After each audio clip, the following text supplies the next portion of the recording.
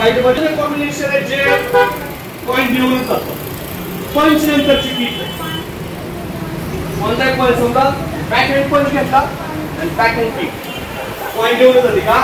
तर जेव्हा फाईटला आपण हे बघतो ठीक आहे तेव्हा पंच मारल्यानंतर ऑटोमॅटिक आहे ना पंचच्या डिफेन्ससाठी आहे ना हात आपण खाली येतो पुढे तो खाली बरोबर डिफेन्स कर पॉइंट डिफेन्स कर पॉइंट डिफेन्स कसं करणार कोणाचा हात कधी नाही ठेवता येईल मूवमेंट मध्ये पॉइंट डिफेन्स करणार ठीक समजलं.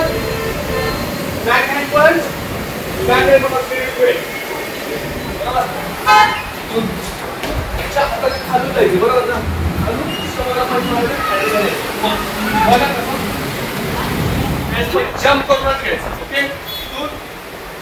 तुझ्या हाताने अपोनेंटचा हात खाली घ्यायचा बरोबर ओके. पण याला सुद्धा असा आपण फेस पंच असतो आणि मॅक्सिमम पॉइंट घेतले इझी फेस पंचचा पॉइंट काढलं खूप इझी प्रॅक्टिस करायचं क्लिअर आहे सर. या डान्स मध्ये आपण असेल आपण झाला आपण फाईट मध्ये सर्वात क्विक पॉइंट घेऊन जाणारी कोणती किक असेल ती आहे फ्रंट लेग बरोबर. बॅक लेग किकला काय होतं बॅक लेग किक ह्या शूट रिटर्न या जेव्हा इथून करतो आपण कळतं की किक येतो. फ्रंट लेग किक काय आहे फ्रंट लेग किक घेऊन क्विक पॉइंट आहे इथे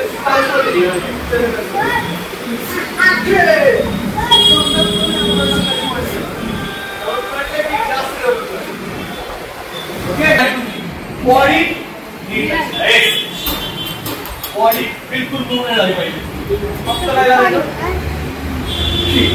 हा तुमचं लेफ्ट लेग जास्त वर जात नसेल लेफ्ट लेगचा यूज पुढे करायचा शिवरांगिरीसाठी म्हणजे बॅकला किंवा स्टमकला आणि जो फेवरेट लेग आहे राईट लेग त्याला एक पॉइंटसाठी ओके.